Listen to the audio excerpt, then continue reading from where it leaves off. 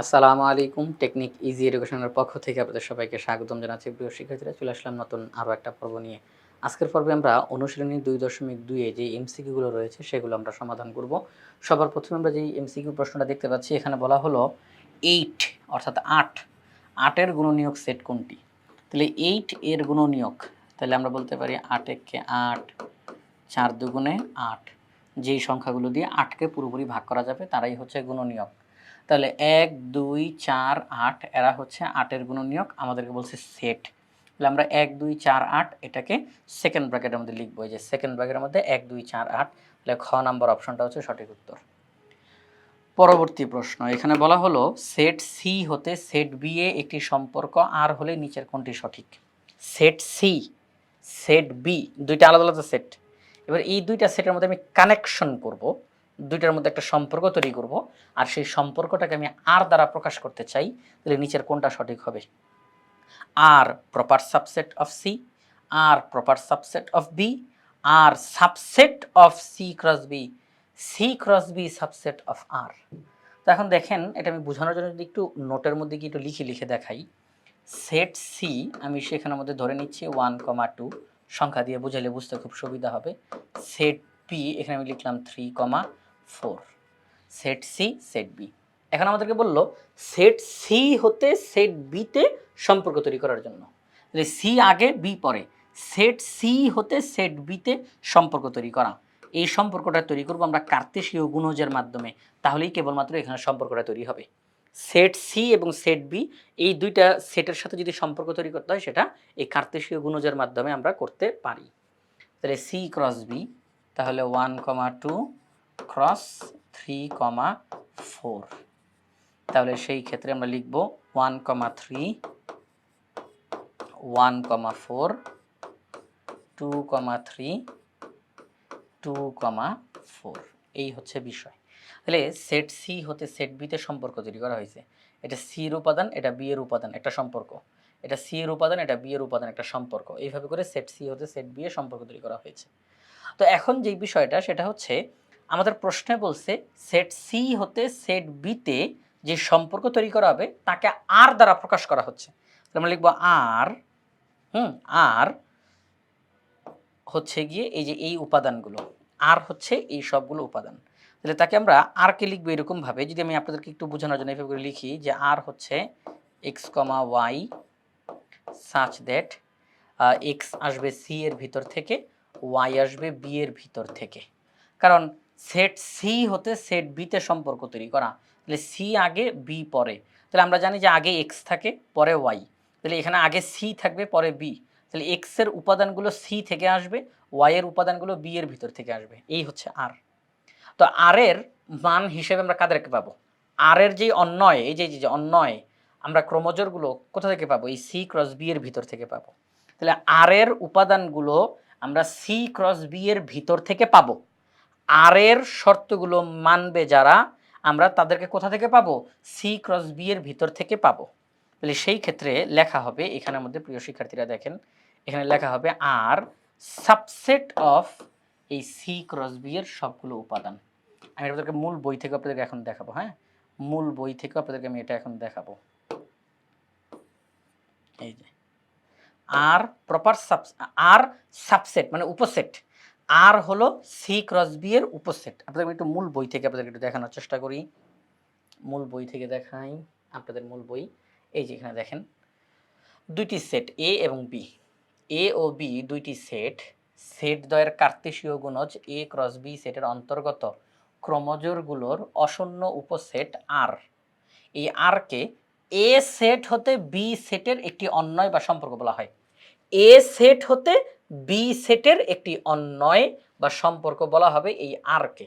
আর আমাদের প্রশ্নে এখানে সি দেওয়া আছে, সি সেট হতে বি সেটের একটি অন্বয় বা সম্পর্ক বলা হবে এই আরকে। তাহলে আর সেট হলো সি ক্রস বি সেটের একটি উপসেট। ঠিক আছে, আমি সব জায়গাতে সি দিচ্ছি, সব জায়গাতে সি দিচ্ছি। এই যে এখানে আমাদের সি। ওকে, তাহলে এখন দেখেন যে সি এবং বি দুইটা সেট, সেট দ্বয়ের কার্তেশীয় গুণজ সি ক্রস বি, এর এই সেটের অন্তর্গত ক্রোমোজোরগুলো যে ফার্স্ট ব্র্যাকেট দিয়ে যেই উপাদানগুলো আসছে যারা আসছে, তো সি ক্রস বি সেটের অন্তর্গত ক্রোমোজোরগুলোর অশূন্য উপসেট আরকে সি সেট হতে বি সেটের একটি অন্বয় বা সম্পর্ক বলা হবে। সি সেট হতে বি সেটের একটি অন্বয় বা সম্পর্ক বলা হবে এই আরকে, এবং এই আর সেট হলো সি ক্রস বি সেটের উপসেট। আর সেট হলো সি ক্রস বি সেটের উপসেট। তাহলে এই R subset of C cross B, R হলো সি ক্রস বি এর উপসেট, আর হলো সি ক্রস বি এর উপসেট। মনে করি সি হচ্ছে এটা, বি হচ্ছে এটা, তাহলে সি ক্রস বি আমরা নির্ণয় করলাম। আমরা লিখবো আর সাবসেট অফ এই সি ক্রস বি এর উপাদানগুলো। তাহলে পরবর্তী লাইনে কি লিখতেই পারি R subset of C cross B. তাহলে এই হচ্ছে বিষয়। তাহলে আমরা যে অঙ্কটা করতেছি এখানের মধ্যে আমরা বলতে পারি যে R subset of C cross B. তাহলে আমরা আমাদের অপশনের দিকে যদি একটু তাকাই, অপশনের মধ্যে এখানে R subset of C cross B, গ নাম্বার অপশনটা হচ্ছে সঠিক উত্তর। কারো কারো মনে মধ্যে প্রশ্ন আসতে পারে, স্যার সি ক্রস বি আগে আর আর পরে, এটা সঠিক না কেন? সাধারণত এই যে যেই সম্পর্কর কথাটা বলে সেই সম্পর্কটা বাম দিকে থাকবে, সম্পর্কটা বাম দিকে থাকবে, মানে যেটা দ্বারা প্রকাশ করা হচ্ছে, যেটা দ্বারা প্রকাশ করা হচ্ছে সেট সি হতে সেট বি এর মধ্যে একটা সম্পর্ক, তাকে প্রকাশ করা হচ্ছে আর এর মাধ্যমে, ওই আর থাকবে বাম পক্ষে, আর থাকবে বাম দিকে, সাধারণত এটাই হচ্ছে স্ট্যান্ডার্ড। তাইলে আর থাকবে বাম দিকে, সি ক্রস বি থাকবে ডান দিকে, ঠিক আছে? এছাড়াও আরেকটা যদি একটু আপনাদেরকে একটু কথা বলি, সেটা হচ্ছে যদি এই আর এর এখানে আরও অতিরিক্ত কোনো শর্ত থাকতো, আর আর এখানে যদি আরও অতিরিক্ত কোনো শর্ত থাকতো, যেমন মনে করেন আপনাদেরকে বোঝানোর জন্য আমি এমনি লিখতেছি, এখানে যদি এরকম থাকতো যে ওয়াই হবে এক্স এর মানের চেয়ে 2 বেশি, আমি এমনি এমনি এমনি লিখলাম এটা, ওয়াই হবে এক্স এর মানের চেয়ে 2 বেশি, তাহলে সেই ক্ষেত্রে কিন্তু আমি আর এর এখানে সি ক্রস বি এর সবাইকে লিখতে পারতাম না, সি ক্রস বি এর সবাইকে কিন্তু আমি লিখতে পারতাম না। তখন আমাকে কি করতে হইতো, সেটা হচ্ছে আর এর মধ্যে কারা বসবে, ওয়াই এর মান হবে এক্স এর মানের চেয়ে 2 বেশি। দেখেন এটা এক্স এর মান, এটা ওয়াই এর মান, ওয়াই এর মান এক্স এর মানের চেয়ে 2 বেশি, 1,3 কে লেখা যায়।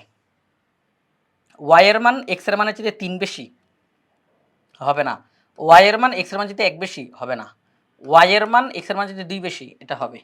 আচ্ছা, তাহলে এখন দেখেন যেই বিষয়টা, যখন এই আর এর এখানে আরও অতিরিক্ত শর্ত দিল, তখন কিন্তু আমি সি ক্রস বি এর সব উপাদান এখানে লিখতে পারি নাই, এখন কিন্তু উপাদান সংখ্যা কমে গেছে।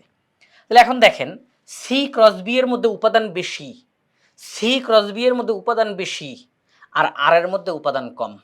সি ক্রস বি এর মধ্যে উপাদান বেশি, আর এর মধ্যে উপাদান কম। তো ওই কমটা সাধারণত বাম দিকে বসে আর বেশিটা ডান দিকে, কমটা বাম দিকে বসে, বেশিটা ডান দিকে। এখন যদি এই শর্তটা না দিত, এই শর্তটা না দিত, তাহলে সেই ক্ষেত্রে এখানে সবগুলোই বসতো।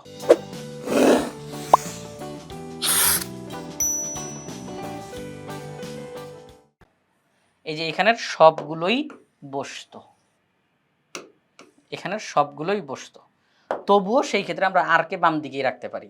কারণ যখন কোনো একটা সেটের উপসেট নির্ণয় করতে বলে, তখন কিন্তু উপসেটগুলোর মধ্যে মূল সেটের সমান উপাদান বিশিষ্ট একটা উপসেট কিন্তু আমরা পাই। আমি আপনাদেরকে একটু প্রমাণ দেখাই। মনে করেন ডি সেটের মধ্যে আছে 1,2, এখন আপনি ডি সেটের উপসেট বের করতে চান, ডি সেটের উপসেট বের করতে চান, তখন আপনি কি লিখবেন, আপনি লিখবেন যে 1,2 শুধু 1, তারপরে 2 ফাঁকা সেট, লিখবেন না, লিখবেন না এরকম? আচ্ছা, তাহলে এখন দেখেন এগুলো উপসেট, তাহলে উপসেটের মধ্যে এমন একটা উপসেট আছে যার উপাদান সংখ্যা মূল সেটের উপাদান সংখ্যার সমান সমান, উপসেটগুলোর মধ্যে এমন একটা উপসেট আছে যার উপাদান সংখ্যা মূল সেটের উপাদান সংখ্যার সমান সমান, আর বাকিগুলোর উপাদান সংখ্যা মূল সেটের চেয়ে কম। তাহলে আমরা কি শিক্ষা পাইলাম, যে উপসেটগুলোর মধ্যে মূল সেটের সমান উপাদান বিশিষ্ট একটা উপসেট থাকতে পারে এবং কম উপাদান বিশিষ্ট উপসেট থাকতে পারে। তাহলে এখানের মধ্যে যখন এইরকমটা থাকবে, আর অতিরিক্ত কোনো শর্ত নাই এইরকম, তখন আমি সি ক্রস বি এর যা কিছু আছে সবাইকে আমি আর এর উপাদান হিসেবে বসাইতে পারি। যদি এখানে শর্ত বাড়ে, যদি আরও শর্ত দেওয়া থাকে, তখন এখান থেকে কিছু উপাদান এখানের মধ্যে আসবে, অর্থাৎ এখানে আর এর উপাদান সংখ্যা হয় সি ক্রস বি এর সমান সমান থাকবে, নয়তো আর এর উপাদান সংখ্যা সি ক্রস বি এর সাথে কম থাকবে। আর এর উপাদান সংখ্যা হয় সি ক্রস বি এর সমান সমান থাকবে, আর নয়তো আর এর উপাদান সি ক্রস বি এর চেয়ে কম থাকবে, হয় সমান নয়তো কম, হয় সমান নয়তো কম। এই জন্যই এই আর থাকবে বাম দিকে। তাহলে R subset of C cross B, R হলো সি ক্রস বি এর উপসেট। আচ্ছা, তাহলে সেট সি হতে সেট বি এর একটি সম্পর্ক যদি আর হয়, তাকে আমরা এইভাবে করে প্রকাশ করতে পারি যে আর হলো সি ক্রস বি এর সাবসেট বা উপসেট। তাহলে আমরা এখানে তো অপশনের মধ্যে দেখতেছি, এটা হচ্ছে গ নাম্বার অপশন রয়েছে, এটি হচ্ছে সঠিক উত্তর। তাহলে ঘ কেন হলো না, আশা করি তার ব্যাখ্যাটা পেয়েছেন। তাহলে সেট সি হতে সেট বি একটি সম্পর্ক আর হলে নিচের কোনটি সঠিক? R subset of C cross B. এবার 3 নম্বর প্রশ্নে যাই। 3 নম্বর প্রশ্নে কি বলছে? A equal to 1,2, B equal to 2,5, দুইটা সেট দেওয়া। Power set of A intersection B এর সদস্য সংখ্যা নিচের কোনটি? তাহলে দেখেন এ ইন্টারসেকশন বি, আগে আমরা এ ইন্টারসেকশন বি নির্ণয় করি, আগে আমরা এ ইন্টারসেকশন বি নির্ণয় করি। তাহলে এ আর বি এর মধ্যে যদি আমি ইন্টারসেকশন করতে যাই, হ্যাঁ, এই যে আপনাদের এখানের মধ্যে দেখাই, এই যে দেখেন আমি লিখলাম এ ইন্টারসেকশন বি, তাহলে এ ইন্টারসেকশন বি, তাহলে ফলাফল হিসাবে কি আসবে? ইন্টারসেকশন মানে কমন, তাহলে কমন আছে 2। তাহলে আমরা দেখলাম এ ইন্টারসেকশন বি এর উপাদান একটা, এ ইন্টারসেকশন বি এর উপাদান একটা। তাহলে power set of A intersection B এর সদস্য সংখ্যা কয়টা হবে, এর উপাদান সংখ্যা কয়টা হবে? প্রিয় শিক্ষার্থীরা, এই শক্তি সেট, এই যে পাওয়ার সেট, শক্তি সেটের উপাদান সংখ্যা বের করা হয় 2 টু দি পাওয়ার n দ্বারা। শক্তি সেটের উপাদান সংখ্যা বের করা হয় 2 টু দি পাওয়ার n দ্বারা। তাহলে n হচ্ছে মূল যেই সেটটা তার উপাদান, n হচ্ছে মূল সেটের উপাদান। তো মূল সেটের উপাদান একটা, দেখেন যে 2, এখানে আর অন্য কোনো সংখ্যা আছে? একটা সংখ্যা আছে। তাহলে এ ইন্টারসেকশন বি এটা হচ্ছে মূল সেট, মূল সেটের উপাদান একটা, তাহলে n এর মান হিসাবে 1 বসবে, তাহলে 2 to the power 1 equal to 2। তার মানে আমরা যখন এই মূল সেটের শক্তি সেট বের করতে যাব, মূল সেটের শক্তি সেট বের করতে যাব, সদস্য কয়টা হবে? 2টা হবে। কয়টা হবে? 2টা হবে। ঠিক আছে, সদস্য কয়টা হবে? 2টা। আমি দেখাই আপনাদেরকে এরকমভাবে যে সেটা হলো 2, ফাঁকা সেট এবং পুরাটাকে আবার সেকেন্ড ব্র্যাকেট দিয়ে আটকাবো, যেহেতু শক্তি সেট বলছে, যেহেতু শক্তি সেট বলছে। তাহলে এ ইন্টারসেকশন বি হচ্ছে শুধু 2, আর তার শক্তি সেট মানে P of A intersection B 2, ফাঁকা সেট এবং পুরাটা সেকেন্ড ব্র্যাকেটের মধ্যে আবার আলাদা করে থাকবে। তাহলে আমরা কয়টা উপাদান পেলাম? একটা, 2টা। তাহলে আমরা বলতে পারি শক্তি সেটের সদস্য সংখ্যা হবে 2টা। খ নাম্বার অপশনটা সঠিক উত্তর। পরবর্তী প্রশ্ন, নিচের কোনটি x belongs to n such that x এর মান 13 চেয়ে বড়, 17 চেয়ে ছোট এবং x মৌলিক সংখ্যা এই সেটটাকে তালিকা পদ্ধতিতে প্রকাশ করে? এখানে যেই সেট গঠন পদ্ধতিতে কিছু তথ্য দেওয়া আছে, তাকে তালিকা পদ্ধতিতে প্রকাশ করলে নিচের কোনটা সঠিক হবে? সেট গঠন পদ্ধতিতে দেওয়া আছে, তালিকা পদ্ধতিতে প্রকাশ করতে হবে। স্বাভাবিক সংখ্যা, x এর মান 13 চেয়ে বড়, 17 চেয়ে ছোট, x আবার মৌলিক সংখ্যাও, তাহলে আমি একবারে কি বলতে পারি? 13 চেয়ে বড়, 17 চেয়ে ছোট মৌলিক স্বাভাবিক সংখ্যা, 13 চেয়ে বড়, 17 চেয়ে ছোট মৌলিক স্বাভাবিক সংখ্যা, তাই না? স্বাভাবিক মৌলিক সংখ্যা। তাহলে এখন দেখেন 13 চেয়ে বড়, 17 চেয়ে ছোট মৌলিক সংখ্যা নাই, কারণ 13 চেয়ে বড় কারা? 14, 15, 16। 13 চেয়ে বড়, 17 চেয়ে ছোট 14, 15, 16। তো 14, 15, 16 এই তিনটা সংখ্যার কোনোটাই মৌলিক সংখ্যা না। তো তারা তো বলছে মৌলিক সংখ্যা হইতে হবে। তাহলে আমরা দেখতেছি এখানে যেই শর্ত দিছে সেই শর্ত অনুযায়ী আমরা কোনো উপাদান পাচ্ছি না, কারণ 13 চাইতে বড়, 17 চাইতে ছোট মৌলিক স্বাভাবিক সংখ্যা কেউই নাই। যদি 13 সমান বলতো তাহলে 13 নিজে কিন্তু একটা মৌলিক সংখ্যা হইতো। তারা বলছে 13 চাইতে বড়, তাহলে 13 চাইতে বড়, 17 চাইতে ছোট কোনো মৌলিক স্বাভাবিক সংখ্যা নাই, তার মানে কোনো উপাদান নাই। তাহলে এটা হবে ফাঁকা সেট। এটা কি হবে? ফাঁকা সেট। ফাঁকা সেট বলতে এই ক নম্বর অপশনটা হবে সঠিক উত্তর। অনুগ্রহ করে কেউ আবার এই খ নাম্বারটা দিয়ে দিয়েন না, কারণ এরকম ফাঁকা সেটের চিহ্ন দিয়ে আবার সেকেন্ড ব্র্যাকেট দেওয়া না, হয় শুধু ফাঁকা, এই যে শুধু সেকেন্ড ব্র্যাকেট, আর নয়তো শুধু এরকমভাবে, হয় শুধু সেকেন্ড ব্র্যাকেট আর নয়তো শুধু এটা। এই দুইটাই হচ্ছে ফাঁকা সেটের চিহ্ন, এটাও ফাঁকা সেটের চিহ্ন, এটাও ফাঁকা সেটের চিহ্ন। কিন্তু আপনি যদি এখন দুইটাকে একসাথে দেন, সেকেন্ড ব্র্যাকেটের মধ্যে ফাঁকা সেট, তাহলে এটা কিন্তু ফাঁকা সেটের পাওয়ার সেট বোঝানো হবে, ফাঁকা সেটের শক্তি সেট, ফাঁকা সেটের শক্তি সেট বোঝানো হবে। তাহলে এটার অর্থ ভিন্ন, এটার অর্থ ভিন্ন। তাহলে আমাদেরকে বলছে শুধু ফাঁকা সেট, তাহলে শুধু ফাঁকা সেট হচ্ছে ক নাম্বার অপশনটা। তো প্রিয় শিক্ষার্থীরা, আজকের এই পর্বে অনুশীলনী 2.2 এ যে এমসিগুলো রয়েছে সেগুলো নিয়ে আলোচনা করলাম।